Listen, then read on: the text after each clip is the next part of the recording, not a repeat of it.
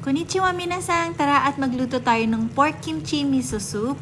Una, sa ating frying pan, maglagay tayo ng 2 tablespoon ng sesame oil. Sunod natin ilalagay ang 100 grams ng pork slice. Igisa natin ng mabuti hanggang sa ganito na ang texture nito. Sunod na natin ang shimeji at onion. Sunod na rin natin ang potatoes. Then haluin lang natin itong mabuti. Sunod na rin natin ilagay ang 300 grams ng kimchi. Then, tsaka natin to hahaluin mabuti para maigisa natin to mabuti at mas masarap. Pag naigisa na natin ito, lagay na rin natin ang 5 cups ng water. Takpan muna natin to. Then, pakulaan natin to. After 3 minutes, i-check na natin.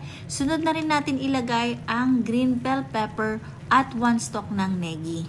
Maglagay na rin tayo dito ng 3 tablespoon ng miso paste. Sobrang sarap nito, lalo na kapag mahilig ka sa sabaw at mahilig ka sa kimchi. Pasok na pasok ito sa'yo.